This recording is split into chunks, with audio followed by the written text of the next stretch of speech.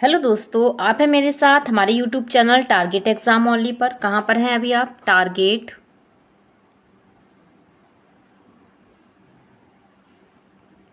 Exam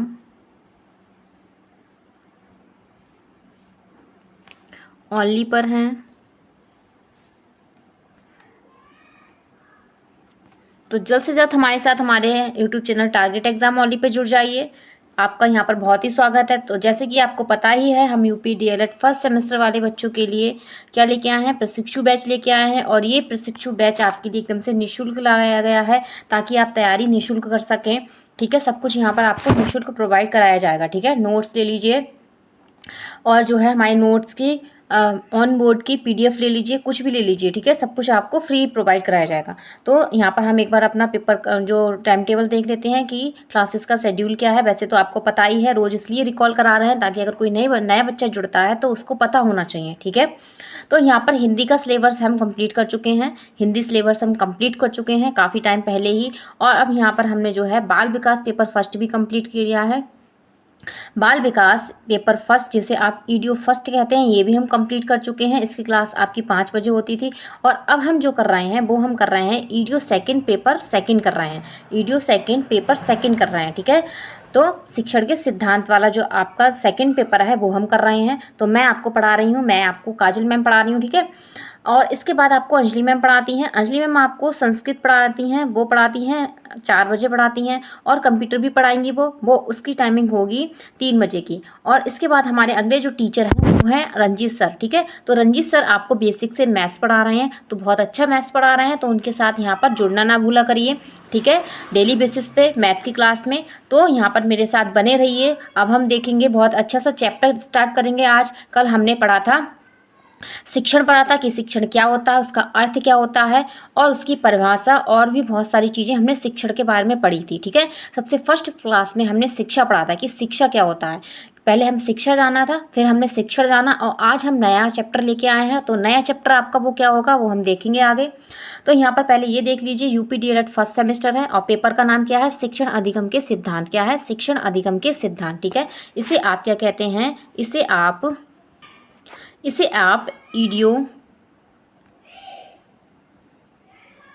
second के नाम से जानते हैं। किसके नाम से जानते हैं? ईडीओ सेकंड के नाम से जानते हैं। और ये आपका द्वितीय प्रश्न पत्र है। और सभी को पता होगा कि इसके लिए कितने मार्क्स निर्धारित किए गए हैं?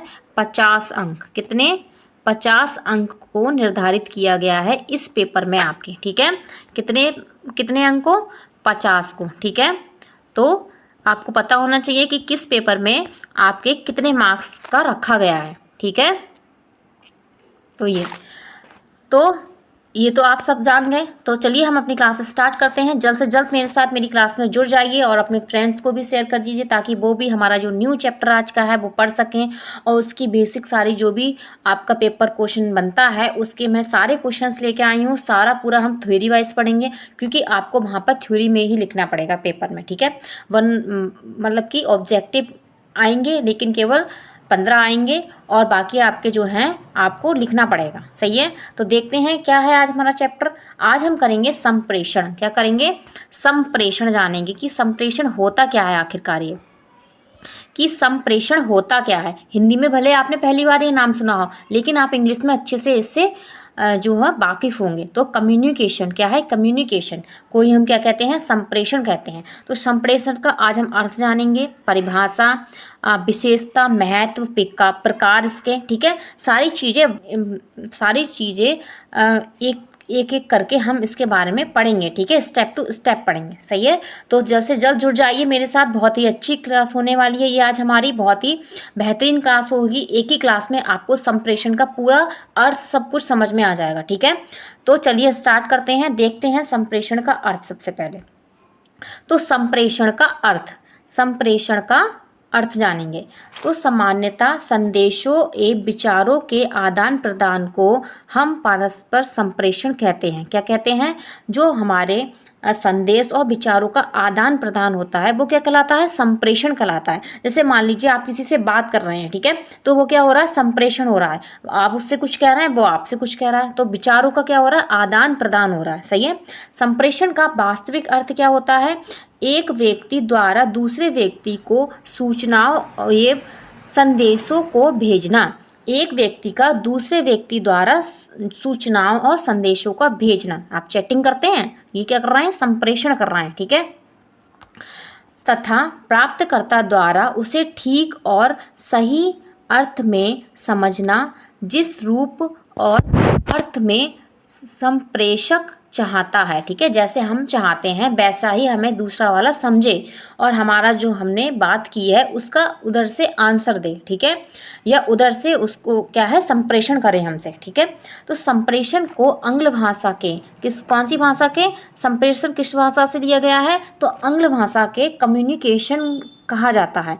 आंग्ल भाषा में इसे क्या कहा जाता है, तो संप्रेषण को आंग्ल भाषा में क्या कहा जाता है, कम्युनिकेशन कहा जाता है, ठीक है। कम्युनिकेशन कहा जाता है कौन सी भाषा में, आंग्ल भाषा में। तो कम्युनिकेशन आपका इंग्लिश का नहीं है, ये आपका आंग्ल भाषा का शब्द है, ठीक है, कम्युनिकेशन। तो इस आंग्ल भाषीय शब्द का निर्माण लैटिन भाषा के कम्यूनी, लैटिन भाषा के किससे, कम्यूनी से हुआ है, ठीक है। कम्युनिकेशन किस भाषा का शब्द है आपसे पूछा जाए तो आंग्ल भाषा का है। और इस आंग्ल भाषीय शब्द का निर्माण किससे हुआ है, लैटिन भाषा के कम्यूनी से हुआ है, किससे, कम्यूनी से हुआ है, ठीक है। इसका अर्थ होता है सामान्य विचारों, भावनाओं, सूचनाओं के आदान प्रदान से होता है। सामान्य विचारों, भावनाओं, सूचनाओं के आदान प्रदान से होता है, ठीक है। तो आप अच्छे से समझ गए होंगे कि जो संप्रेषण है वो कौन सी भाषा का है, आंग्ल भाषा के कम्युनिकेशन कहा जाता है इसे, ठीक है। और ये आंग्ल भाषाई शब्द का निर्माण कहाँ से हुआ है, लैटिन भाषा के कम्यूनी से हुआ है, किससे हुआ, कम्यूनी से हुआ है। आपको अगर आता है अर्थ कि संप्रेषण का अर्थ बताइए, आएगा पेपर में, तो आप उसको ऐसे ही लिख के आइए, ठीक है। अब हम आगे चलते हैं। इस प्रकार संप्रेषण शब्द क्या है, सम, क्या है, सम। संप्रेषण शब्द सम और प्रेषण दो शब्दों से मिलकर बना है, किससे, दो शब्दों से मिलकर बना है। सम और प्रेषण क्या हो गए, दो शब्द हो गए, सम और प्रेषण क्या हो गए, दो शब्द हो गए। सम का अर्थ क्या होता है, भली प्रकार, क्या होता है, भली प्रकार। और प्रेषण का अर्थ क्या होता है, भेजना। तो भली प्रकार क्या है, भेजना, क्या भेजना, संदेश भेजना।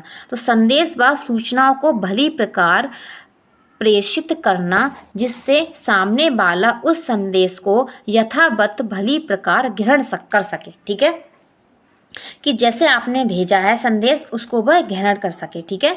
तो यहाँ पर आप इसका अर्थ अच्छे से समझ गए होंगे। अगर आपको समझ में आ गया तो कमेंट बॉक्स में कमेंट कीजिए कि अगर आपको संप्रेषण का अर्थ आता है तो आप उसको इस तरह से डिफाइन करके आएंगे पेपर में और अच्छे से जो है लिख कर आएंगे, ठीक है। तो अब आगे हम चलते हैं, हमने अर्थ जान लिया तो अब हम अर्थ समझ चुके हैं, आप अच्छे से अर्थ समझ चुके हैं तो मुझे कमेंट बॉक्स में कमेंट कीजिए कि आपको समझ में आ रहा है। अब हम चलते हैं परिभाषा की तरफ। अब हम देखेंगे संप्रेषण की परिभाषा क्या है, संप्रेषण की परिभाषाएं क्या होती हैं, ठीक है। तो ये आपके लिए बहुत ही मोस्ट इम्पॉर्टेंट चीज़ है, क्योंकि संप्रेषण की परिभाषा जो होती है आप एजुकेशन में किसी भी टॉपिक में या सब्जेक्ट में ले लीजिए, डेफिनेशन सब में आती हैं, क्योंकि आपको पेपर में अगर लॉन्ग क्वेश्चन में आ रहा है, लघु में आ रहा है क्वेश्चन, तो आपको उसमें एक दो क्वेश्चन लिखना बहुत ही आवश्यक है ताकि आपको अच्छे से उसके मार्क्स मिल पाए, ठीक है। जब आप उसको डेफिनेशन में मतलब कि बताते हैं तो क्या होता है, टीचर पे अच्छा इफेक्ट पड़ता है, वो सोचता है हाँ बच्चे ने कुछ पढ़ा है, वो जानता है कुछ, ठीक है। तो डेफिनेशन बहुत ही इंपॉर्टेंट है। और आपके जितने भी बड़े टीचिंग के एग्ज़ाम ले लीजिए, बड़े लेवल के TET, C TET, super TET, ठीक है, DSSB, KBS, कोई भी ले लीजिए, उन सब में जो है डेफिनेशन से सीधे क्वेश्चन पूछे जाते हैं।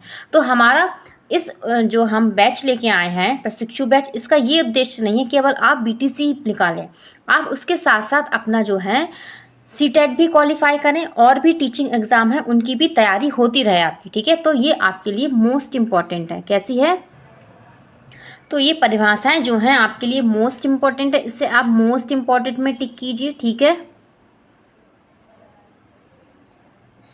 ओके, चलिए हम इसमें पहली डेफिनेशन देखते हैं। पहली किसके द्वारा दी गई है, वो दी गई है पॉल लिंग्स के अनुसार। किसके अनुसार, पॉल लिंग्स के अनुसार दी गई है। तो संचार संप्रेषण वह प्रक्रिया है जिसके द्वारा दो या दो से अधिक लोग क्या होते हैं, विचारों, तथ्यों, भावनाओं का, प्रभावों आदि का इस प्रकार विनिमय करते हैं कि संचार प्राप्त करने वाला व्यक्ति संदेश के अर्थ, उद्देश्य, उपयोग को भली भांति समझ सके, ठीक है।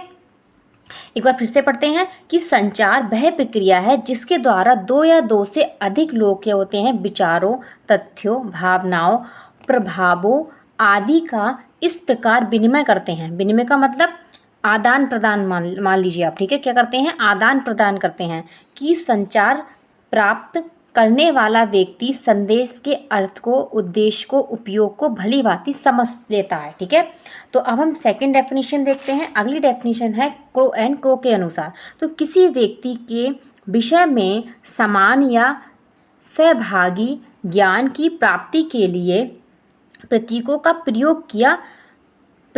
का प्रयोग ही संप्रेषण है। जैसे हम मान लीजिए मैसेज कर रहे हैं किसी को, अगर हमें उससे भाषा से बात नहीं करना, उसको हमें चैटिंग में नहीं लिखना कुछ भी, तो हम क्या करते हैं, इमोजी भेज देते हैं। तो ये इमोजी होती हैं हमारी, तो ये क्या करती हैं, प्रतीक का कार्य करती हैं संप्रेषण में। ठीक है,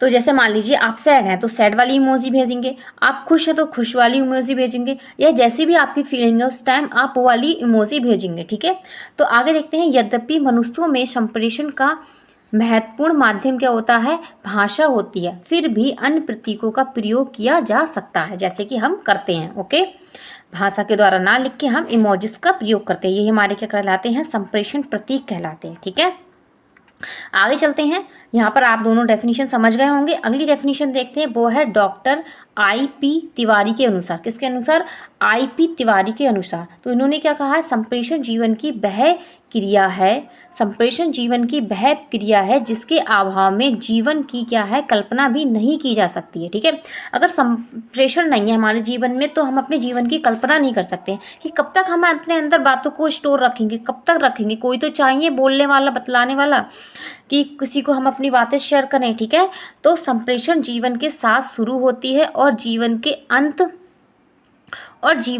अंत के साथ खत्म हो जाती है। ठीक है, हमारे जीवन से शुरू होती है, जब हमारा जन्म होता है तभी से क्या होता है, संप्रेषण स्टार्ट हो जाता है। ठीक है, हम क्या है, मतलब कि संप्रेषण करने लगते हैं। ठीक है, आगे देखते हैं, सामाजिक व्यवस्था में संप्रेषण की भूमिका अत्यंत महत्वपूर्ण है। तो सामाजिक व्यवस्था बनानी है तो उसके लिए संप्रेषण बहुत जरूरी है।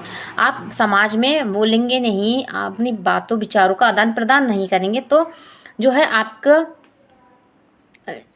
आप जो है व्यवस्था नहीं बना पाएंगे, आप अपना स्थान नहीं बना पाएंगे समाज में। ठीक है, तो यहाँ पर आप डेफिनेशन समझ गए होंगे, तो डेफिनेशन बहुत ही इंपॉर्टेंट है। अब हम आगे चलते हैं। आगे हम देखेंगे कि अधिगम से संप्रेषण का संबंध, अधिगम और संप्रेषण का संबंध क्या है ये जान लेते हैं पहले हम। तो किसी वातावरण के सीधे संपर्क में आने से व्यवहारों में जो परिवर्तन लाता है, ठीक है, यही सीखना है। क्या कहता है, यही सीखना कहलाता है। सीखना एक क्रियाशील प्रक्रिया है। कैसी क्रियाशील प्रक्रिया है, उस पर चारों ओर के वातावरण का प्रभाव पड़ता है। तो किस पर, सीखने पर। अगर हम सीखते हैं तो हमारे जो चारों तरफ का एनवायरनमेंट है, जो वातावरण है, उसका प्रभाव पड़ेगा। उसकी रुचि, झुकाव, निपुणता, योग्यता, शक्ति, उचित सीखने की प्रक्रिया की उपज है। क्या है, अच्छे सीखना हम कैसे कर सकते हैं, हमारी रुचि होनी चाहिए, झुकाव होना चाहिए उसके प्रति, और निपुणता होनी चाहिए, योग्यता और शक्ति भी होनी चाहिए उचित। यही क्या होती है, सीखने की प्रक्रिया की उपज होती है। तो अच्छे संप्रेषण में अच्छे प्रश्नों का चयन कर उनसे पूछना चाहिए। ठीक है, और शिक्षण की निपुणता किसी हद या सीमा तक प्रश्न उत्तर पर आधारित होती है। ठीक है, किसी से हम कोई क्वेश्चन करते हैं, कोई बात पूछते हैं, तभी वो हमारा उसके उत्तर देता है। तो प्रश्नों की सहायता से पाठ आगे बढ़ता है तथा बालकों को प्रेरित करके उनका ध्यान उनकी सहभागिता के कारण विषय वस्तु पर केंद्रित होता है। ठीक है, और प्रश्नों के द्वारा विषय वस्तु के प्रति बालकों की जिज्ञासा तथा रुचि जागृत होती है, जिससे कि उनकी रुचि क्या होती है, पठन में प्रति बनी रहती है, मतलब पढ़ने के प्रति बनी रहती है। तो हम बच्चों से जो क्वेश्चन आंसर कर रहे हैं, मान लीजिए हमने कोई चैप्टर पढ़ाया बच्चे को, ठीक है, तो चैप्टर पढ़ाने के बाद अगर हम क्वेश्चन आंसर कर रहे हैं, ठीक है, तो ये क्या होगा, संप्रेषण हो जाएगा। ठीक है, इससे बच्चे को अच्छे से याद भी होगा और उसकी रुचि भी होगी। ठीक है, कि हमने जो पढ़ा है, हाँ टीचर ने हमसे क्वेश्चन पूछा है, और बच्चे बहुत उत्साह से जो है उत्साहित होकर आपको उन क्वेश्चंस का आंसर भी देते हैं कि मैम हम दें, कि मैम हम दें। ठीक है, आपने देखा होगा, इससे क्लासरूम में ऐसे ही होता है, सही है। अब आगे चलते हैं। यहाँ पर अधिगम और संप्रेषण का संबंध आप समझ गए होंगे। अगर आपको क्वेश्चन में आता है तो आप इस तरीके से उसमें लिख सकते हैं। मैं नहीं चाहती आपका कोई भी क्वेश्चन जो है आपको ना आए। अब हम आगे देखते हैं संप्रेषण का महत्व। क्या देखेंगे? संप्रेषण का महत्व। ठीक है, क्लास अच्छी लग रही है तो कमेंट बॉक्स में कमेंट भी करते रहिए और अपने दोस्तों को शेयर कर लीजिए और जहाँ से जहाँ लोगों को जोड़िए हमारी क्लास में, ताकि वो भी हमारी इस प्रशिक्षु बैच का लाभ ले सके और डीएलएड में अच्छा स्कोर प्राप्त कर सके। ठीक है, अब संप्रेषण का महत्व देख लेते हैं। संप्रेषण जीवन पर्यंत सीखने की एक क्या है? स्वाभाविक प्रक्रिया है। कैसी प्रक्रिया है? स्वाभाविक प्रक्रिया है, जिसमें हमारी समस्त इंद्रियां, हमारी इंद्रियां बहुत इंपॉर्टेंट है इसमें, आँख, कान, हाथ और शरीर के समस्त अंग क्रियाशील रहते हैं। कैसे रहते हैं? क्रियाशील रहते हैं। हमारे सारे अंग जो होते हैं, हमारी इंद्रियां होती हैं, क्या रहती हैं? एक्टिव रहती हैं। बालकों की सूचनाएं, बालकों की रुचियों, प्रवृत्तियों तथा भावनाओं को ध्यान में रखते हुए शिक्षक प्रश्नों के माध्यम से संप्रेषित विषयों के प्रति क्या हो? उनकी रुचि, जिज्ञासा व ध्यान केंद्रित करते हैं। ठीक है, संप्रेषण के द्वारा शिक्षक को रोचक तथा सरल बनाकर शिक्षा की गुणवत्ता को बढ़ोतरी, नामांकन की संख्या में उत्तरोत्तर वृद्धि होती है तथा विद्यालय में बच्चों के ठहराव की क्या होती है? स्थिति की सुनिश्चित करने का प्रयास किया जाता है। ठीक है, अगर जो है क्लास में अच्छे से शिक्षण हो रहा है, ठीक है, तो उसमें क्या है? टीचर को क्या है? सारी चीज़ें उसमें ऐड करनी पड़ेंगी कि बच्चे की रुचि कैसी है, जिज्ञासा कैसी है, तो बच्चे को केंद्र मानकर ही शिक्षा देनी पड़ेगी। ठीक है, तो यहाँ पर जो आप चैप्टर पढ़ा रहे हैं उसको कैसे रोचक बनाया जाए, वो सारे तरीके अगर आप अपनाते हैं अपने शिक्षण में, तो इससे क्या होता है? ये बच्चे पर एक अलग प्रभाव डालेगा। ठीक है, और उसका संप्रेषण अच्छे से होगा। यह तभी संभव है जब संप्रेषण की भाषा शुद्ध, स्पष्ट हो और स्वर स्थित हो, प्रश्न सरल हो, स्पष्ट हो, सार्थक हो और सामाजिक तथा कथा वातावरण के अनुकूल हो। मतलब कि क्वेश्चंस ऐसे होने चाहिए, बच्चों के अनुकूल होने चाहिए। ये थोड़ा ना कि बच्चे को इतनी हाई लैंग्वेज में आप क्वेश्चंस पूछेंगे तो उनका संप्रेषण नहीं हो पाएगा। ठीक है, तो संप्रेषण में क्या हो जाएगा? बाधा उत्पन्न हो जाएगी। ठीक है, तो क्वेश्चन सरल रखने हैं, स्पष्ट रखने हैं, सार्थक रखने हैं, बच्चों के अनुसार रखने हैं हमें। ठीक है, और उनके सामाजिक वातावरण से रिलेट करके हमें उनको क्वेश्चंस पूछना है। अतः आवश्यक परिस्थितियों को स्थान दिया गया हो तथा छात्र ध्यान केंद्रित कर पाते हों, क्योंकि एक सफल शिक्षक श्रेष्ठ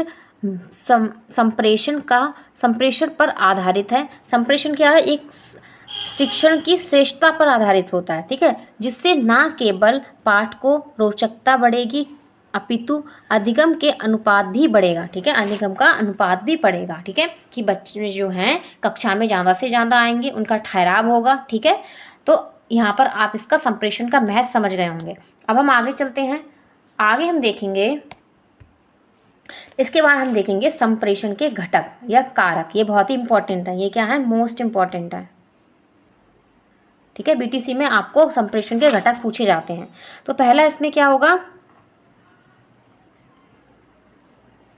पहले हम क्या करेंगे? प्रतिक्रिया करेंगे। क्या करेंगे? प्रतिक्रिया करेंगे। उसके बाद प्रेषक होगा। क्या होगा? प्रेषक होगा। ठीक है, इसके बाद ग्राही। क्या होगा? ग्राही होगा। फिर संदेश। क्या होगा? संदेश। फिर माध्यम। माध्यम क्या? आपका फोन मान लीजिए। ठीक है, ग्राही कौन हो गया?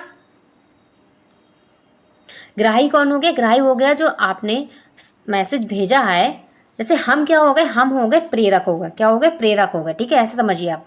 हम प्रेरक हो गए। ग्राही कौन हो गया? जो जिसको हम भेज रहे हैं। ठीक है, संदेश क्या हो गया? जो हमने लिखा है। माध्यम क्या हो गया? मोबाइल ले लीजिए, चिट्ठी ले लीजिए। अब चिट्ठी नहीं चलती है, अब तो फ़ोन ही चल रहे हैं। ठीक है, तो माध्यम क्या होगा? हमारा मोबाइल हो गया। और प्रतिपुष्टि, फीडबैक। ठीक है, उधर से कुछ आ रहा है तो ये क्या होगा? फीडबैक होगा। ठीक है, तो ये हमारे क्या होते हैं? घटक होते हैं। प्रतिक्रिया, प्रेरक, ग्राही, संदेश, माध्यम, प्रतिपुष्टि।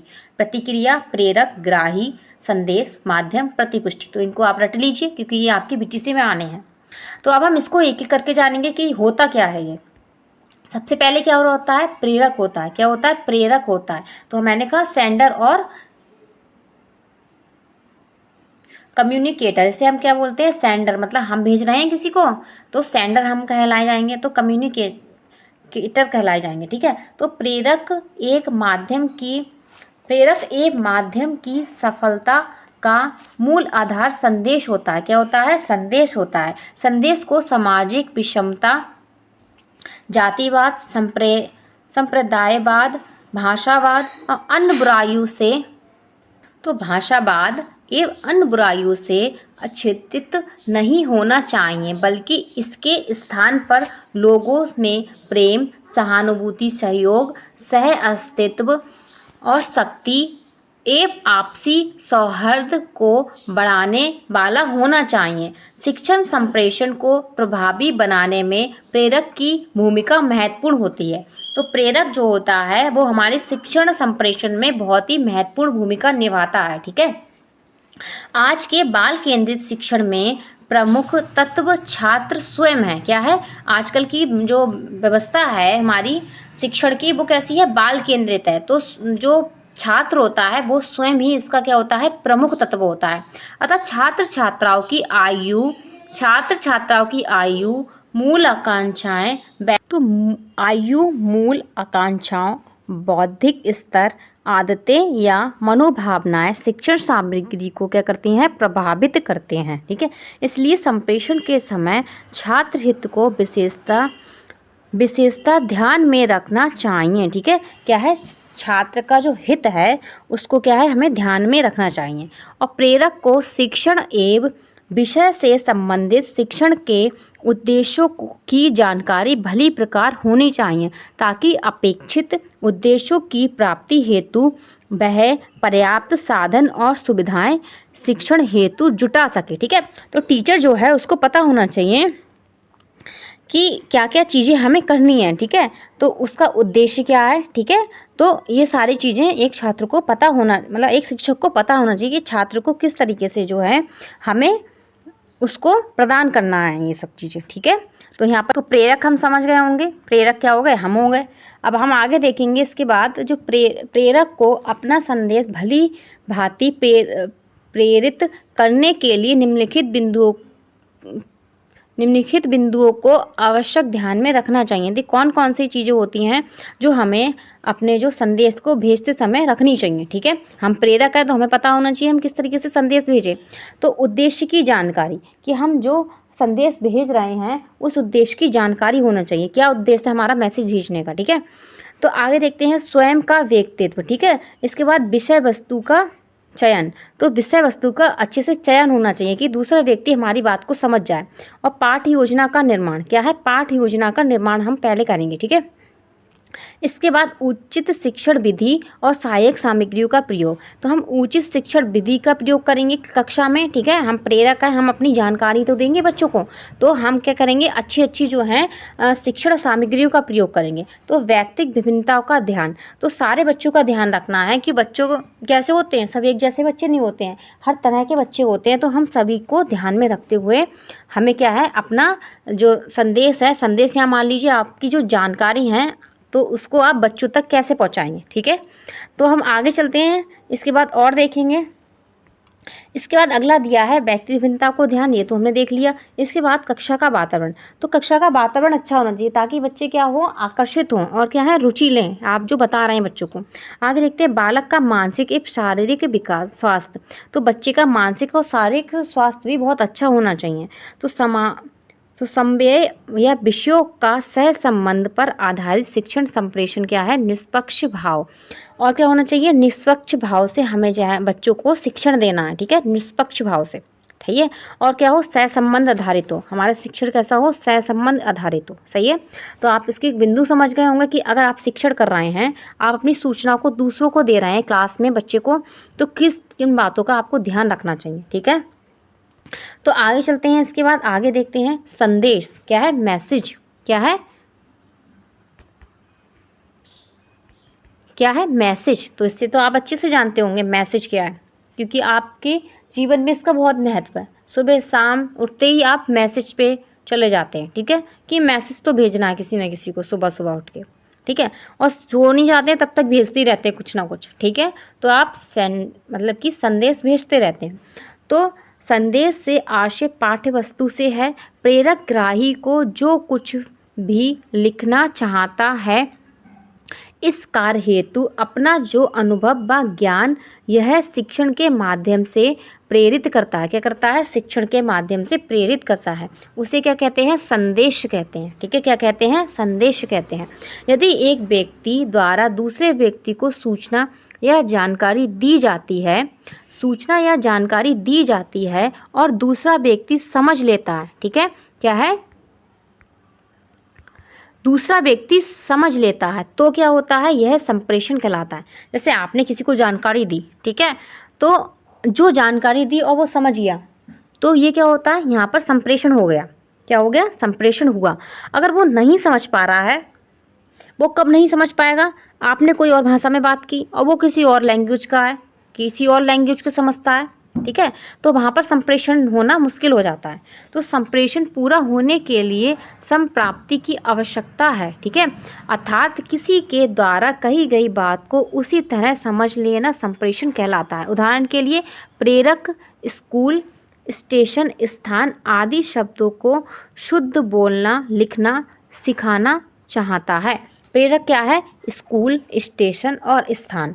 बच्चों को क्या है? ये मतलब कि शुद्ध बोलना सिखाना चाहता है, क्योंकि क्या है? बच्चे इन चीज़ों को गलत बोलते हैं, ठीक है, क्या बोलते हैं? स्कूल को सकूल बोलते हैं, स्टेशन को स्टेशन बोलते हैं, स्थान को स्थान बोलते हैं, ठीक है।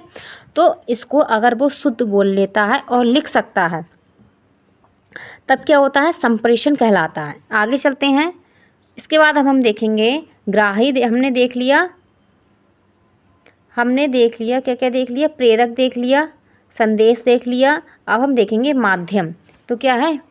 माध्यम, ठीक है। तो माध्यम प्रेरक और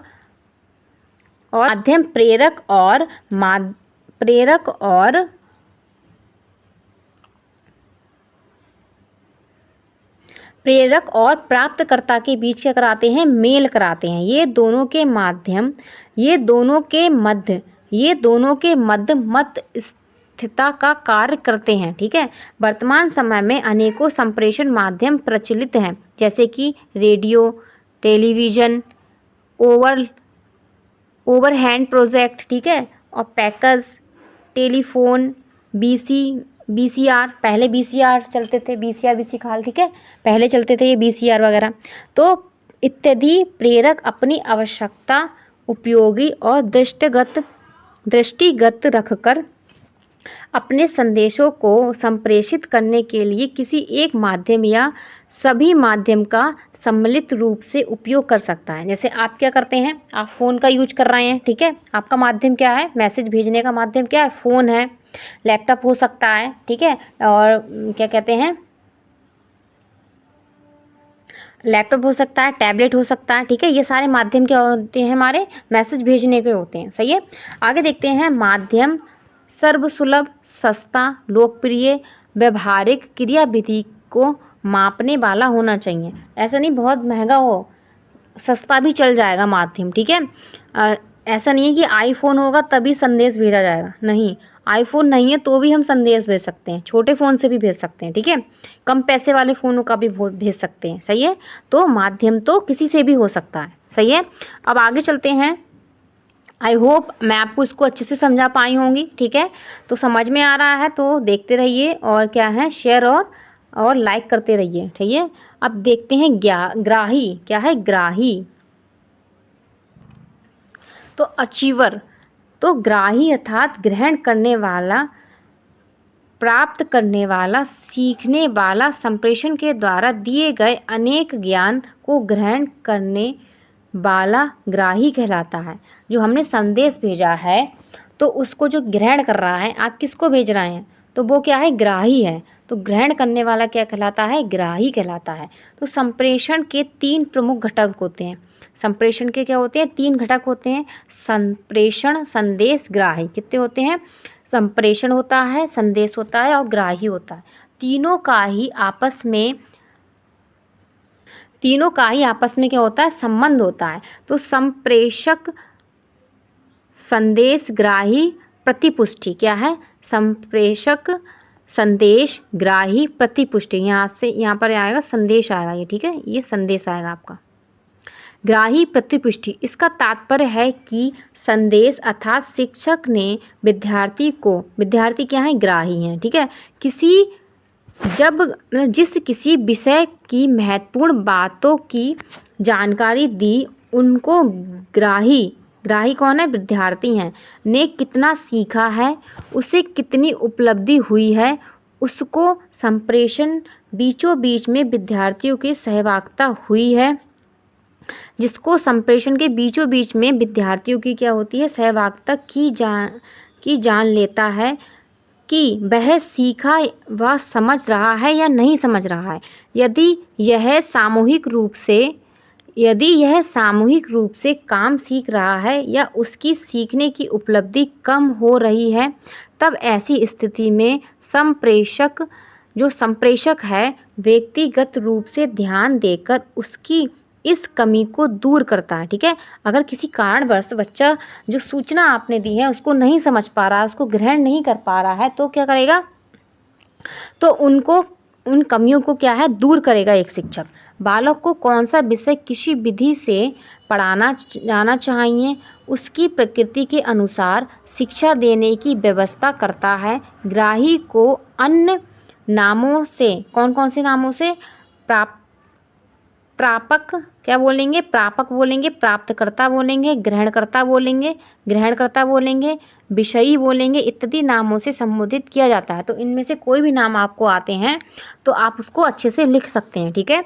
अगर आपसे पूछा जाए ग्राही की जगह पूछ लिया जाए प्राप्तकर्ता, ठीक है, कि प्राप्तकर्ता का संप्रेषण में क्या रोल है, तो आप इसको इस समय इस तरीके से बता सकते हैं, सही है। अगले चलते हैं, 5th की तरफ चलते हैं। 5th है प्रतिपुष्टि, फीडबैक, ठीक है। तो क्या है फीडबैक, जिस प्रकार अधिगम की प्रक्रिया में सीखने वाला व्यक्ति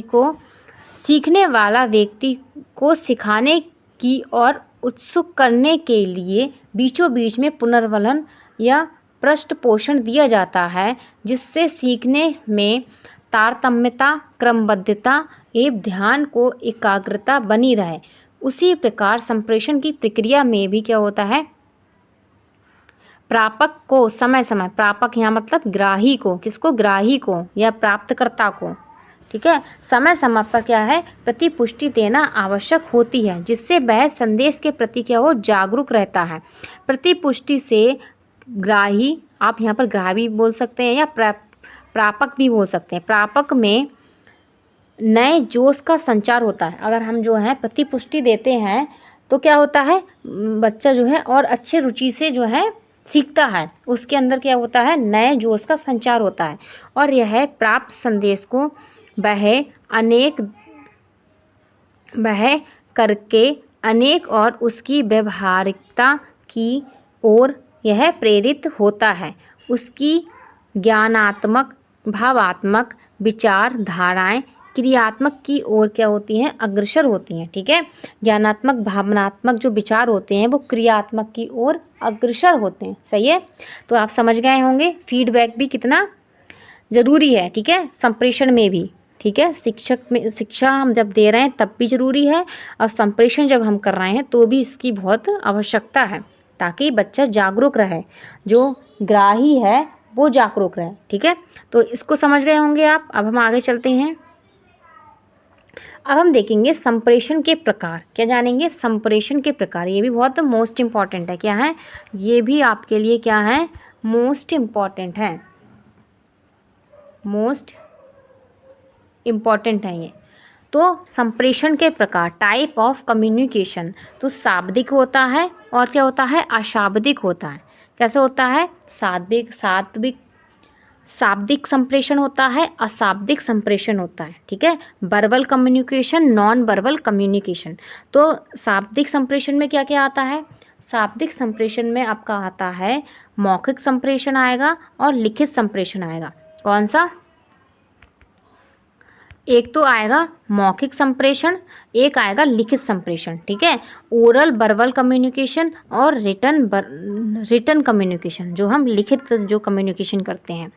और अशाब्दिक संप्रेषण में क्या होगा, बाणी या ध्वनि संकेत संप्रेषण होगा, आँखों की भाषा, मुख मुद्रा होंगी और स्पर्श करके ठीक है। स्पर्श करके जो होता है संप्रेषण वो हमारा किस में आता है, अशाब्दिक संप्रेषण में आता है। अब हम इसको एक एक के बारे में जानेंगे। तो संप्रेषण के प्रकार, काइंड्स ऑफ कम्युनिकेशन। वर्तमान युग में संप्रेषण में प्रजातांत्रिक दृष्टिकोण को महत्व दिया जाने लगा है ताकि कक्षा में प्रजातांत्रिक वातावरण सृजित हो सके। अध्यापक का सभी बालकों के साथ क्या हो, समान व्यवहार रहे, चाहे वह निम्न हो या उच्च हो, ठीक है, या किसी जाति का हो, किसी लिंग का हो। कक्षा में उचित वातावरण बनाया जाना चाहिए और कक्षा और छात्र एवं अध्यापक दोनों सक्रिय रहने चाहिए। मतलब कि दोनों ही सक्रिय हों, ऐसा नहीं हो कि टीचर सक्रिय हैं बच्चे सो रहे हैं या बच्चे सक्रिय टीचर सो रहा है, ठीक है। तो दोनों का सक्रिय होना जरूरी है, क्योंकि संप्रेषण के साथ साथ सीखना भी जरूरी है। ऐसा नहीं कि केवल हम बातचीत ही करते जा रहे हैं, उन बातचीत का जो है उनसे हम कुछ सीखे भी, उन जानकारियों से हम कुछ हमें समझ में भी आए और हम सीख भी सकें, अर्थात संप्रेषण व्यर्थ है। अगर ऐसा नहीं हो रहा है तो हमारा जो संप्रेषण हो रहा है वो क्या है, व्यर्थ है। अगर बच्चा उससे सीख ना रहा है तो वो संप्रेषण करना ही क्या है, व्यर्थ माना जाएगा। सही है।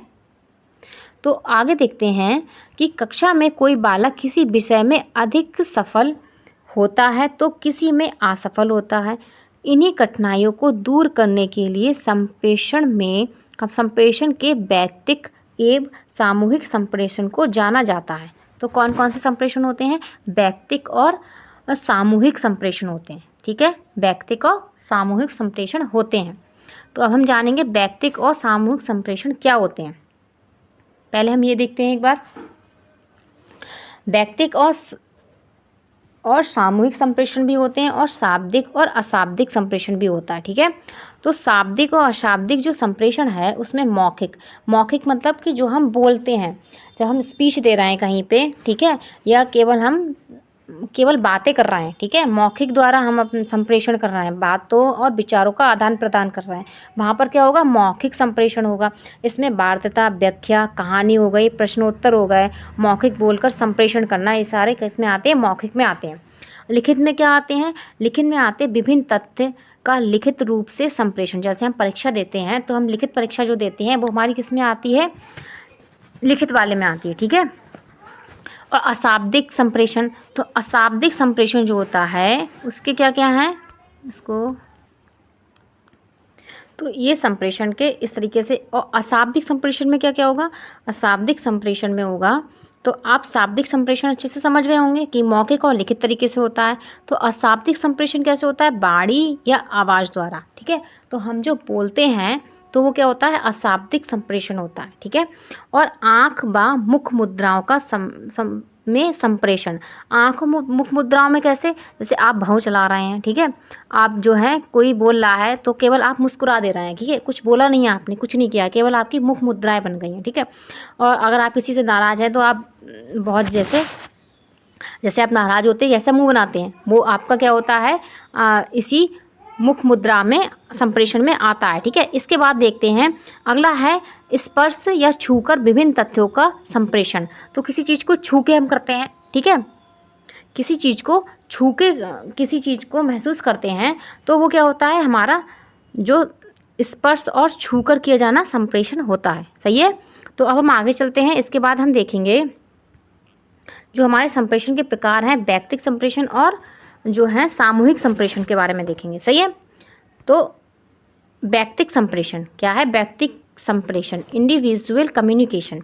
तो इसमें दिया है, जब शिक्षक प्रत्येक बालक को अलग अलग शिक्षण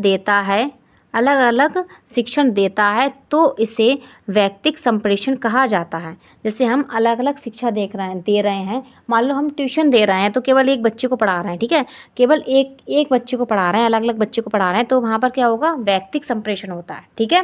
कैसा होगा, वैयक्तिक संप्रेषण होता है। तो एजी मेलविन ना वैयक्तिक संप्रेषण की परिभाषा किस तरीके से दी है, इस प्रकार दी है कि विचारों का आदान प्रदान अस्थायी व्यक्तिगत वार्तालाप द्वारा बालकों को अध्ययन में सहायता, आदेश और निर्देश प्रदान करने के लिए शिक्षक के प्रत्येक बालक से पृथक पृथक साक्षात्कार कराना। ठीक है, जो एक एक बच्चे से जो क्वेश्चन पूछा जाता है, प्रश्न पूछे जाते हैं, वो हमारी व्यक्तिक संप्रेषण के तहत आता है। ठीक है,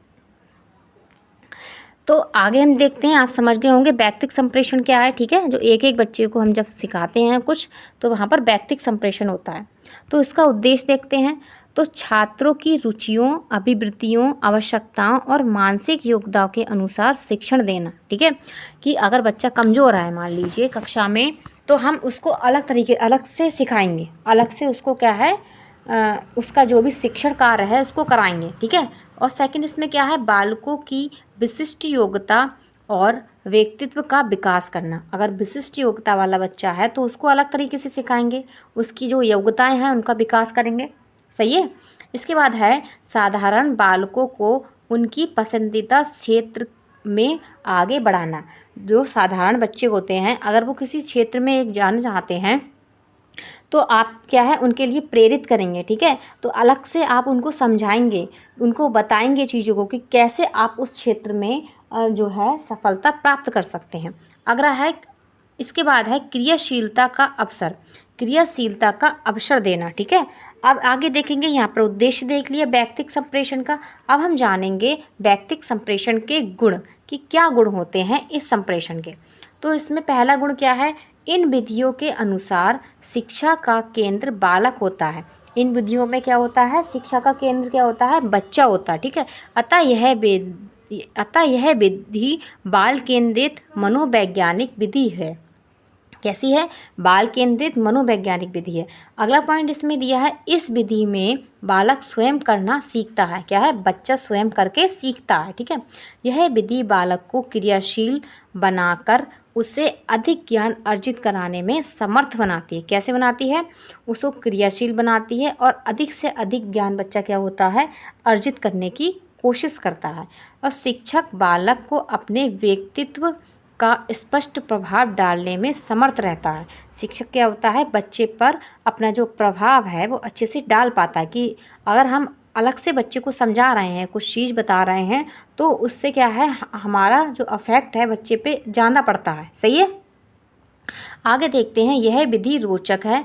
इसमें व्यक्तिगत भिन्नताओं के आधार पर शिक्षा दी जाती है। कैसी दी जाती है, व्यक्तिगत भिन्नताओं के आधार पर। व्यक्तिगत भिन्नता मतलब कोई बच्चा बहुत कमज़ोर है तो हम उसे अलग सिखा रहे हैं, कोई बच्चा ज़्यादा अच्छा है, उसके अंदर मतलब जो उसकी जो सीखने की शक्ति बहुत अच्छी है तो हम उसको अलग से बता रहे हैं। ठीक है, तो आगे चलते हैं और कुछ गुण देखते हैं इसके बाद है, यदि विधि प्रखर बुद्धि या मंद बुद्धि दोनों प्रकार के छात्रों के लिए समान रूप से उपयोगी है। ठीक है, जैसे कि मैंने अभी आपको बताया, शिक्षक बालक का व्यक्तिगत ध्यान दे सकता है। ठीक है, बालक की प्रकृति के अनुसार शिक्षा देने की व्यवस्था करती है। ठीक है, यह विधि जो होती है व्यक्तिक संप्रेषण होता है, वो क्या होता है, बच्चे के उसकी प्रकृति के अनुसार उसे शिक्षा देने की व्यवस्था करती है। ठीक है, व्यक्तिक शिक्षण शिक्षक में उत्तम दायित्व को बढ़ाकर उसे करने के लिए प्रेरित करता है। सही है, तो यहाँ पर हमने इसके गुण देख लिए। अगर जब किसी में गुण हैं तो दोष भी जरूर पाए जाएंगे, तो हम इसके अब कुछ दोष भी देखेंगे। ठीक है, तो व्यक्तिक संप्रेषण के दोष क्या है, व्यक्तिक संप्रेषण के दोष, तो यह विधि व्ययपूर्ण है। कैसी है, व्ययपूर्ण है। प्रत्येक समाज इसकी व्याख्या नहीं कर सकता। क्या है, सभी लोग इसकी व्याख्या नहीं कर सकते। जैसे मान लीजिए हमारे भारत देश में इतनी जनसंख्या है। ठीक है, तो इतनी जनसंख्या है, तो जब टीचर एक एक बच्चे को पढ़ाएगा, मान लो कक्षा में 100-150 बच्चे हैं, और अगर एक एक बच्चे को पढ़ाना स्टार्ट करेगा तो वो कब तक पढ़ा पाएगा। ठीक है, तो नहीं, संभव नहीं है ये। ठीक है, तो आगे सेकंड देखते हैं, प्रत्येक छात्र के लिए एक शिक्षक का प्रबंध करना असंभव सा लगता है। सही है, जैसे कि मैंने अभी आपको बताया। ठीक है, टीचर की तो वैसी भी कमी है। ठीक है, तो अगर बच्चे ज़्यादा हैं तो एक टीचर कैसे कार्य कर लेगा एक एक बच्चे पर। ठीक है, तो यह संभव नहीं है व्यक्तिक संप्रेषण होना, तो ये यहाँ पर इसका दोष हो गया। तो इस विधि के द्वारा बालक में सामाजिकता के गुण विकसित नहीं किया जा सकता है। तो बच्चे क्या है, समाज से कैसे कनेक्ट करके चलेगा, कैसे सीखेगा कि हम समाज में साथ में रह के मिलजुल के कैसे हम सीखेंगे। ठीक है। कैसे? तो समाज के बारे में उसका विकास नहीं हो पाएगा। तो कुछ विषय ऐसे होते हैं जिन्हें सामूहिक रूप से पढ़ाए जाने पर रोचकता उत्पन्न होती है, जैसे कि संगीत गायन। ठीक है। तो संगीत गायन कैसे होते हैं? जहाँ हम ग्रुप में सीखते हैं उन्हें, ठीक है, एक साथ सीखते हैं, तो उसमें ज़्यादा मज़ा आता है। मज़ा का मतलब कि ज़्यादा बच्चे रुचि से पढ़ते हैं। सही है। तो यह विधि अव्यवहारिक है। कैसी विधि है ये? अव्यवहारिक विधि है। ठीक है। तो ये इसके दोष हो गए। अब हम आगे चलेंगे। तो यहाँ पर हमने व्यक्तिगत संप्रेषण के दोष देख लिए। अब हम आगे चलते हैं। अब हम जानेंगे सामूहिक संप्रेषण के बारे में। तो सामूहिक संप्रेषण, तो कलेक्टिव कम्युनिकेशन। तो सामूहिक संप्रेषण का अर्थ क्या है? कक्षा शिक्षण। क्या है? सामूहिक संप्रेषण का अर्थ क्या है? कक्षा शिक्षण है। ठीक है। क्या है? कक्षा शिक्षण है। कक्षा में एक ऐसी मानसिक योग्यता वाले छात्र के अनेक उपसमूह बना लिए जाते हैं। साधारणतः इनको कक्षा कहते हैं। क्या कहते हैं? कक्षा कहते हैं। ये कक्षाएं सामूहिक इकाइयां होती हैं। क्या होती हैं? सामूहिक इकाइयां होती हैं। शिक्षक इन कक्षाओं में जाकर सभी छात्रों को एक साथ शिक्षा देते हैं। इस विधि में एक कक्षा में सभी छात्र के लिए सामूहिक शिक्षण की व्यवस्था का प्रयोग किया जाता है। तो हमारी जो क्लासरूम होते हैं वो क्या होते हैं? सामूहिक संप्रेषण के क्या होते हैं? माध्यम होते हैं। ठीक है। क्या होता है? उदाहरण मान सकते हैं आप। ठीक है। सामूहिक संप्रेषण का माध्यम होता है। ठीक है। सामूहिक संप्रेषण का उदाहरण होता है जो हम कक्षा में एक साथ बैठ के पढ़ रहे हैं। वहाँ पर मतलब कि कम बुद्धि वाले बच्चे भी हैं, तीव्र बुद्धि वाले भी बच्चे हैं, और सभी तरीके के बच्चे हैं। ठीक है। सभी जाति धर्म के बच्चे हैं। सही है। तो ये हमारा क्या होगा? सामूहिक संप्रेषण होगा। तो आगे चलते हैं। तो यहाँ समझ गए होंगे आप सामूहिक संप्रेषण क्या है। तो अब हम इसके बाद इसके गुण देखेंगे। क्या देखेंगे? गुण देखेंगे। यह विधि सरल और कैसी होती है? सस्ती है। इसी कारण यह विधि क्या है? व्यवहारिक है। क्या है? व्यवहारिक है। लेकिन व्यक्तिगत जो संप्रेषण था वो अव्यवहारिक था। ठीक है। तो यह विधि छात्र को व्यवहार कुशल बनाती है। छात्र का जो व्यवहार होता है उसको कुशल बनाती है। बालक अनेक बालकों के संपर्क में आने के कारण अच्छे गुण ग्रहण करते हैं। ठीक है। तो बच्चे जो हैं एक दूसरे के विचारों को और गुणों को क्या करते हैं? आदान प्रदान होता है जब हम एक साथ बैठ के पढ़ रहे हैं सबके साथ में। तो इस विधि में शिक्षा देने में बालकों को तर्क शक्ति, कल्पना और चिंतन शक्ति का विकास होता है। ठीक है। यह विधि इतिहास, भूगोल, संगीत, कला, कविता के लिए उपयोगी होती है। जैसे हम क्लास में जो है पोएम बुलवा रहे हैं बच्चे से, तो अगर अकेला बच्चा बोलेगा पोएम तो उसमें मज़ा नहीं आएगा उसको। ठीक है। वो रुचि नहीं लेगा, वो बहुत ही बोर फील करेगा। तो अगर वो ग्रुप में बोलेगा, अगर वो पूरी कक्षा के साथ बोलेगा, जैसे कविता बोल रहा है या 1 2 3 बोलवा रहे हो आप, ठीक है, या छोटा बड़ा बुलवा रहा है, जैसे कि आपने देखा होगा प्राइमरी स्कूलों में बोला जाता है। सही है। आगे चलते हैं कि इस विधि में शिक्षण देने से बालकों के अनुकरण की भावना उत्पन्न होती है। कैसे? बच्चे क्या हैं? आपने बोल दिया 2 एकम 2, अब बच्चे उसको साथ में बोलेंगे 2 एकम 2, सब मिलके बोलेंगे, तो अनुकरण की भावना क्या होती है? उत्पन्न होती है। सही है। तो यहाँ पे इसका ये गुण हो गया। अब आगे चलते हैं। इसके बाद इसके कुछ दोष होते हैं। क्या होते हैं? दोष होते हैं। तो इस विधि में बाल केंद्रित व मनोवैज्ञानिक नहीं कहा जा सकता है। क्या है?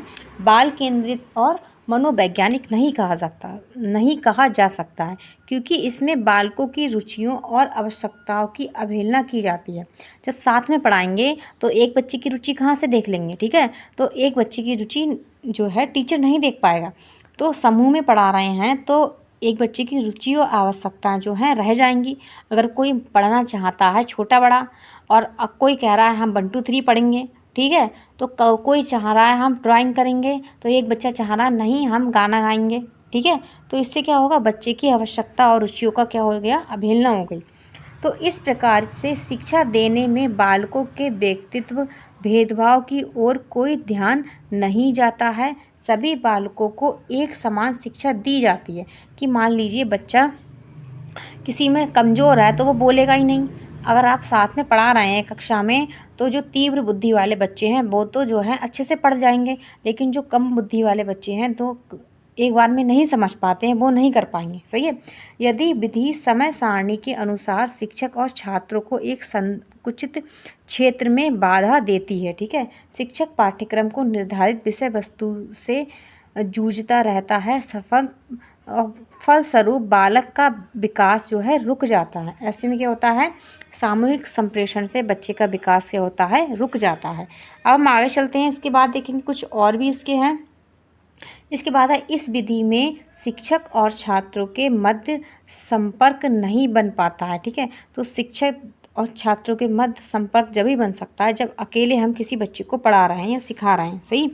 तो क्योंकि एक ही शिक्षक अनेक छात्रों को पढ़ाता है, ठीक है, तो इस विधि में शिक्षक की सक्रिय रहता है, क्या है, शिक्षक जो है सक्रिय रहता है, लेकिन बालक क्या होते हैं, निष्क्रिय रहते हैं।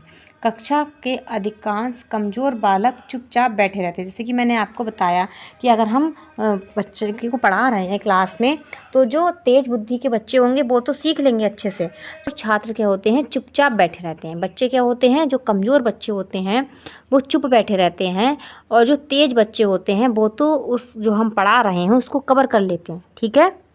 तो आगे अगला दोष देखते हैं। कक्षा में सभी बालकों को एक साथ एक ही विधि से पढ़ाने में बालक का हित नहीं होता है। मंदबुद्धि बालक पीछे रह जाते हैं। जो मंदबुद्धि बच्चे होते हैं वो क्या रह जाते हैं, पीछे रह जाते हैं। ठीक है। तो इस तरीके की शिक्षा से जो है बच्चा क्या होता है, निष्क्रिय होता है और टीचर सक्रिय होता है। ठीक है। और क्या है, बच्चों के बीच और शिक्षक के बीच जो संबंध स्थापित नहीं हो पाता है। ठीक है, कि उनकी जो बाउंडिंग होती है वो नहीं हो पाती अच्छे से। ना शिक्षक बच्चों को समझ पाता है, ना बच्चे शिक्षक को समझ पाते हैं। ठीक है। अब हम आगे चलते हैं, इसके बाद आगे देखेंगे। अब यहाँ पर देखेंगे प्रभावी शिक्षक के तरीके, प्रभावी संप्रेषण के तरीके देखेंगे। ठीक है। तो अच्छा, जो प्रभावी संप्रेषण है उसके क्या क्या तरीके हो सकते हैं, किन किन तरीकों से हम अपना जो संप्रेषण है वो प्रभावी बना सकते हैं। तो शिक्षाविद के मत अनुसार संप्रेषण प्रक्रिया को कक्षा में प्रयोग करते समय निम्नलिखित बिंदुओं पर ध्यान देना चाहिए। तो अगर ये आपको आता है तो आप ऐसे ही हेडिंग डाल के इसको करके आइएगा। पहला इसमें है कि उद्देश्यपूर्ण। तो प्रभावी संप्रेषण की यह विशेषता है कि इसमें शिक्षण के उद्देश्य स्वतः ही, क्योंकि उद्देश्यहीन कार्य प्रभावी व संतुष्ट करने वाला नहीं होता है, संतुष्ट एवं विशिष्ट होने चाहिए। अध्यापन आदेशात्मक ना होकर निर्देशात्मक होना चाहिए। ठीक है। जो अध्यापक है वो कैसा होना चाहिए, आदेश देने वाला नहीं होना चाहिए, निर्देशात्मक होना चाहिए। बच्चे का निर्देशन करे, ना कि वो बच्चे को ऑर्डर दे। ठीक है। तो यहाँ पर इसको समझ गए होंगे। तो आगे हम देखते हैं अगला जो तरीका होगा, क्या होगा, वो होगा प्रेरणास्पद। क्या होता है, प्रेरणास्पद। तो संप्रेषण पूर्णता प्रेरणास्पद होना चाहिए। वह अनेक पूर्व अनुभवों पर आधारित होना चाहिए, साथ ही उसकी रुचियों। सेकंड हमारा क्या हो गया कि संप्रेषण पूर्णता प्रेरणाप्रद होना चाहिए। ठीक है। वह अनेक पूर्व अनुभवों पर आधारित होना चाहिए, साथ ही उसकी रुचियों एवं प्रवृत्तियों को विकसित करने वाला होना चाहिए। कि बच्चे को जो उसकी रुचि है उसको विकसित करे और उसकी जो प्रवृत्तियां हैं उनको भी विकसित करे। थर्ड इसमें देखते हैं बाल केंद्रित हो। कैसा हो, बाल केंद्रित हो। तो वर्तमान समय में शिक्षा कैसी है, बाल केंद्रित है। अतः संप्रेषण भी तभी प्रभावी हो सकता है जब वह बाल केंद्रित हो, अर्थात उसकी व्यक्तिगत भिन्नताओं को, जो व्यक्तिगत विभिन्नताएं हैं उनको ध्यान में रखते हुए उसकी सहभागिता के साथ अध्यापन किया जाए। ठीक है। क्या किया जाए, अध्यापन किया जाए। अगला इसमें फोर्थ इसमें दिया है सुनियोजित। फोर्थ इसमें दिया है सुनियोजित। कैसा हो, सुनियोजित हो। तो संप्रेषण सुनियोजित ढंग से अर्थात भली प्रकार योजना बनाकर पूर्ण किया जाना चाहिए। क्योंकि जब हम योजना बना के कोई कार्य करते हैं तो वो हमारा सफल होता है और वो कई हद तक जो है दूसरों को प्रभावित भी करता है। सही है। तो अब हम आगे चलते हैं। इसके बाद हम देखेंगे प्रजातांत्रिक पद्धति पर आधारित। कैसा हो, प्रजातांत्रिक पद्धति पर आधारित हो। तो वर्तमान युग में संप्रेषण में प्रजातांत्रिक दृष्टिकोण को महत्व दिया जाने लगता है, जाने लगा है ताकि कक्षा में प्रजातांत्रिक वातावरण सर्जित हो सके और अध्यापक का सभी बालकों के साथ समान व्यवहार रहे, चाहे वह निम्न हो या उच्च हो, किसी जाति को हो या किसी भी लिंग का हो। ठीक है, आगे देखते हैं कि विषय से क्रमबद्धता। तो विषय में क्या होनी चाहिए, क्रमबद्धता होना चाहिए। तो विषय वस्तु क्रमबद्ध रूप से प्रस्तुत किए जाएं, उनका क्रम टूटना नहीं चाहिए, अर्थात छात्र भ्रमित हो जाते हैं। ठीक है, और उन्हें कुछ भी समझ में नहीं आता है। सही है, जब जो है विषय का क्रम टूट जाता है तो क्या होता है, बच्चे भ्रमित हो जाते हैं और उनको समझ में भी नहीं आता है। मान लीजिए अगर आप जो हैं आज मान लीजिए आप पढ़ा रहे हैं बच्चों को टेबल, और कल आप जो हैं बच्चों को जो जोड़ घटाना पढ़ाने लगे। ठीक है, तो ये क्या हो जाएगा, उनको जो है भ्रमित करेगा ये कार्य। ठीक है, और वो कुछ भी समझ नहीं पाएंगे, ना तो वो पहाड़े याद कर पाएंगे, ना तो जोड़ घटाना कर पाएंगे। सही है, तो अब हम आगे देखेंगे। इसके बाद और दिया है सहयोग की भावना का विकास। क्या हो, सहयोग की भावना का विकास हो। तो संप्रेषण में छात्र एवं अध्यापक दोनों की सक्रियता अपेक्षित है, मतलब दोनों सक्रिय होने चाहिए। इसके लिए एक दूसरे का सहयोग हो, मतलब कि बच्चा भी सहयोग करे टीचर का और टीचर भी बच्चे का सहयोग करे। तो इसके लिए क्या है, एक अपेक्षित है। जैसे किसी भी विषय को पढ़ाते समय अध्यापक यदि बीच बीच में प्रश्न करता है तो छात्र की जिज्ञासा व शिक्षण के प्रति रुचि क्या होती है, बढ़ती है, और साथ ही उसमें क्या है, सहयोग की भावना का भी विकास होता है। सही है, 8 नंबर दिया है पूर्व ज्ञान से संबंधित। कैसा हो, पूर्व ज्ञान से संबंधित हो। तो पाठ में को पढ़ाने को यह तथ्य ज्ञात कर लेना चाहिए कि छात्र विषयों से पूर्व ज्ञान अध्ययन की जानकारियों से अवगत हैं या नहीं है। अगर मान लीजिए हम ईवीएस पढ़ा रहे हैं बच्चों को, ठीक है, पर्यावरण पढ़ा रहे हैं, तो बच्चे को जो है पर्यावरण से जो है उससे कुछ क्वेश्चंस पूछ लें हम, ताकि कि वो बता पाए कि जानवरों के नाम पूछ लें। ठीक है, और पूछ लें कि पर्यावरण में क्या क्या आता है, कि पर्यावरण से हम कैसे सीखते हैं। तो जो छोटे छोटे सरल क्वेश्चंस होते हैं वो क्या होते हैं, हमारे पूर्व ज्ञान के अंतर्गत आते हैं। अगर हम बच्चे से पूछ रहे हैं तो उससे हमें बच्चे की पूर्व ज्ञान की जानकारी मिलती है। सही है, यथार्थ संप्रेषण दोषपूर्ण हो सकता है। अगर हम ऐसा नहीं कर रहे हैं, बच्चे को पूर्व ज्ञान से रिलेटिव करके नहीं पढ़ा रहे हैं, तो हमारा जो संप्रेषण है वो दोषपूर्ण होगा। ठीक है, जैसे कि कविता, कहानी आदि पढ़ाने से पूर्व शिक्षक छात्रों से पहले की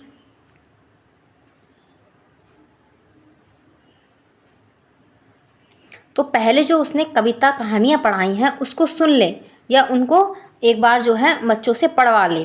तो पाठ में आए हुए पात्रों के विषय में जानकारी प्राप्त कर ले। अगर हमने चैप्टर पढ़ाया है तो अगले दिन हम बच्चे से क्या पूछे कि बताइए हमने जो कल चैप्टर पढ़ा है उसमें कौन कौन से पात्र थे, कि कौन किस किस का मुख्य भूमिका में था। ठीक है, तो इस तरीके से हम बच्चे के पूर्व ज्ञान का अनुभव कर सकते हैं, अनुमान लगा सकते हैं। आगे चलते हैं। इसके बाद हम देखेंगे और दिया है कि सहायक सामग्री का समुचित प्रयोग। क्या है, सहायक सामग्री का समुचित प्रयोग। तो संप्रेषण में उचित स्थान पर सहायक सामग्री का प्रयोग करना चाहिए ताकि पाठ में रोचकता आ सके, छात्र रुचि पूर्वक सीखे। अर्थात श्यामपट्ट का अधिक प्रयोग, चार्ट, मॉडल, चार्ट पट्टी या फ्लैश कार्ड आदि, वीडियो क्लिप आदि। ठीक है, इन सब का हमें प्रयोग करना चाहिए। 10 इसमें आत्मविश्वास की जागृति। क्या है, 10 नंबर है आत्मविश्वास की जागृति। तो संप्रेषण में अच्छे तरीके अध्यापक में आत्मविश्वास जागृत करता है। आत्मविश्वास के साथ पढ़ाया जाना बालक को पूर्ण ज्ञान प्रदान करता है। साथ ही छात्रों की विविध समस्याओं का समाधान भी अध्यापक के द्वारा भली भांति किया जा सकता है। जब हम क्लासरूम में पढ़ा रहे हैं या पढ़ाने जा रहे हैं तो हमारे अंदर आत्मविश्वास होना चाहिए। ठीक है, क्योंकि अगर हमारा आत्मविश्वास कम होगा तो हम बच्चे को अच्छे से नहीं समझा पाएंगे। ठीक है, और जो है उसकी जो समस्या आ रही हैं उसके जीवन में या पढ़ाई से रिलेटिव, वो भी हम नहीं सुलझा पाएंगे। सही है, तो उसको समझ गए होंगे कि प्रभावी संप्रेषण के कौन कौन से तरीके होते हैं। अब हम देखते हैं संप्रेषण की कक्षा अध्यापन में उपयोगिता क्या है।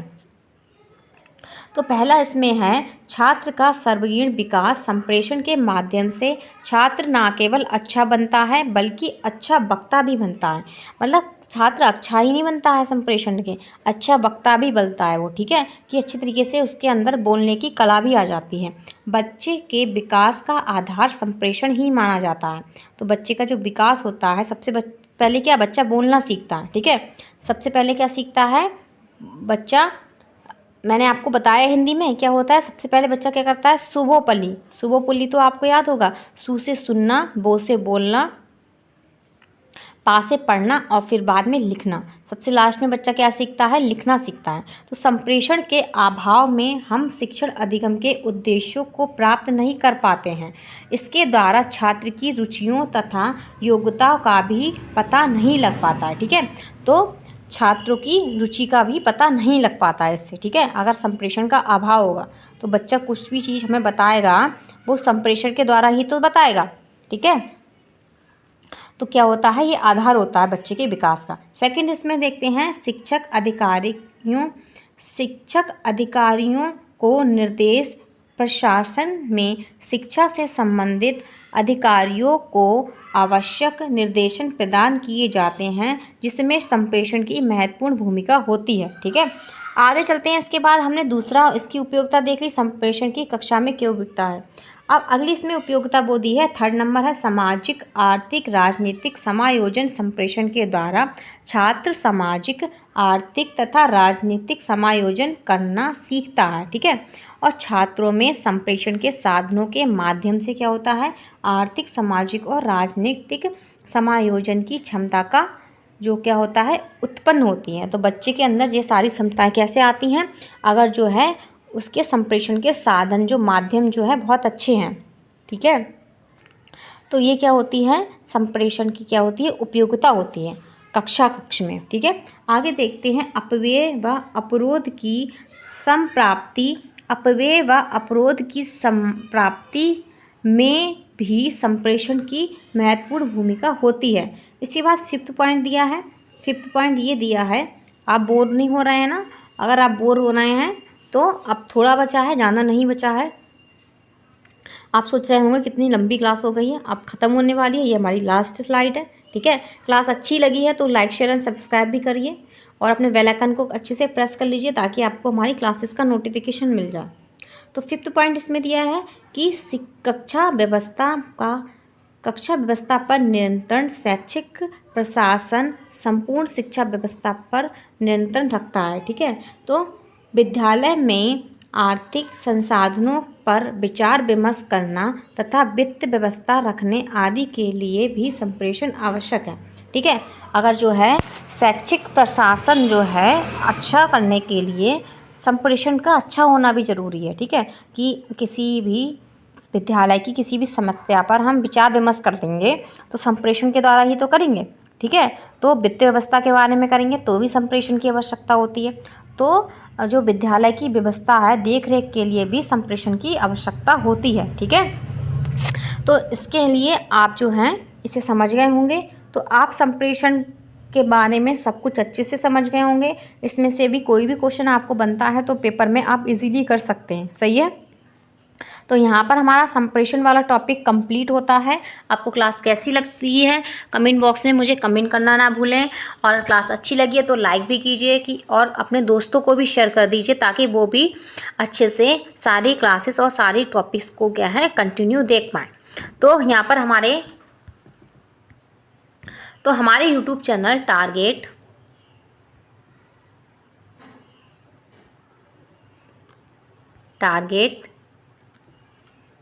एग्ज़ाम, तो टारगेट एग्ज़ाम ओनली को लाइक शेयर एंड सब्सक्राइब कर लीजिए और अपने बेल आइकन को अच्छे से प्रेस कर लीजिए ताकि आपको हमारी क्लासेस का नोटिफिकेशन टाइम टू टाइम मिल सके, ठीक है, और आप हमारी क्लास में टाइम से आ सकें। तो हमारा ये यूट्यूब चैनल है, इसको अपने दोस्तों को शेयर कीजिए ताकि वो भी अपने हर एक टॉपिक जो आता है आपके डीएलएड में वो कंप्लीट कर सकें और डीएलएड में एक अच्छा स्कोर प्राप्त कर सकें। क्लास कैसी लगी है कमेंट बॉक्स में कमेंट जरूर करना। आप मुझे कमेंट बॉक्स में कमेंट जरूर करना अगर आपको क्लास अच्छी लगी है। मुझे भी अच्छा लगेगा कि आपने मेरी क्लास देखी और जो है उसे समझा है। ठीक है, नेक्स्ट क्लास में कल फिर हाजिर होंगी आपके साथ।